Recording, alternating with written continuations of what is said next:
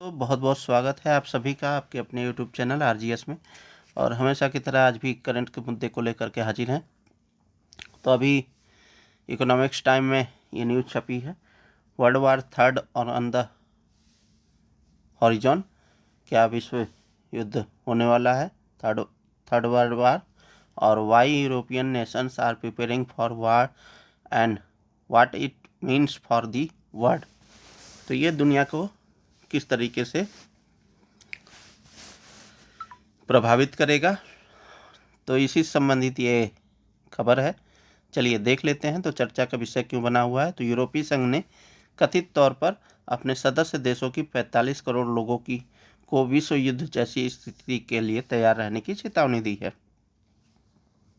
Report के अनुसार यूरोपीय संघ ने पूरे महाद्वीप के नागरिकों को कम से कम 72 घंटों के लिए भोजन, पानी और अन्य आवश्यक वस्तुओं को स्टोर करने का आग्रह किया है। तो ये प्रमुख मुद्दा बन जाता है, क्या वास्तव में थर्ड वर्ल्ड वार होगा या सिर्फ अटकलें हैं। तो नाटो के महासचिव मार्क रूट ने चेतावनी दी है कि रूस 2030 तक यूरोप में एक और हमला करने में सक्षम हो सकता है। उसकी चेतावनी के बाद यूरोपीय देशों में हड़कंप मचा हुआ है। इस चेतावनी के बाद अधिकतर नाटो देश युद्ध के लिए अग्रिम तैयारियां कर रहे हैं, जिसमें फ्रांस, जर्मनी और पोलैंड जैसे देश भी शामिल हैं। नाटो महासचिव की रूस को चेतावनी दी गई है और नाटो के महासचिव मार्क रूट ने वार्सो में कहा कि अगर कोई गलत अनुमान लगाता है और सोचता है कि वो पोलैंड या किसी अन्य सहयोगी पर हमला करके बच सकते हैं, तो उन्हें इस भयंकर संगठन की पूरी ताकत से सामना करना पड़ेगा। हमारी प्रतिक्रिया विनाशकारी होगी। और उनका यह बयान यूक्रेन के शहर सुमी पर रूस मिसाइल हमले के कुछ घंटों बाद आया, जिसमें दर्जनों लोग मारे गए थे। यह व्लादिमीरोविच पुतिन और किसी भी अन्य व्यक्ति को बहुत स्पष्ट होना चाहिए जो हम पर हमला करना चाहते हैं। यह स्पष्ट नहीं है कि यूरोपीय संघ की चेतावनी सीधे रूसी हमले से संबंधित थी या नहीं। तो ये मामला बनता है। तो रूस को बताया नाटो के लिए सबसे बड़ा खतरा। इस बीच तैयारी और संकट प्रबंधन आयुक्त हादजा हालबीब ने कहा कि यूरोप के सामने आने वाले खतरे जो है पहले से कहीं अधिक जटिल है। यूरोपीय संघ के प्रमुख रूट ने चेतावनी दी कि रूस यूरोपीय धरती पर एक और बड़ा हमला करने में सक्षम है।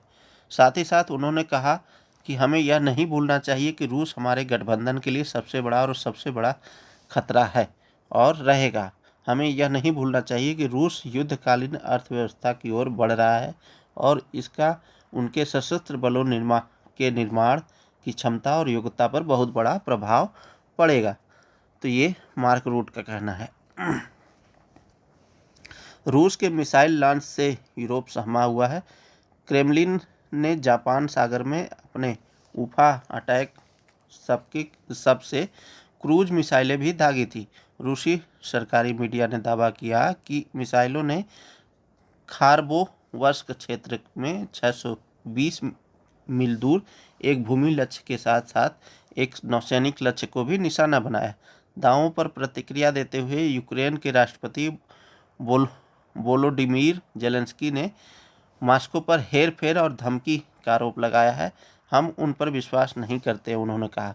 दुनिया वास्तव में रूस पर विश्वास नहीं करती और दुर्भाग्य से आज भी वार्ता के दिन ही हम देखते हैं कि रूसियों ने पहले से ही हेरफेर करना शुरू कर दिया है।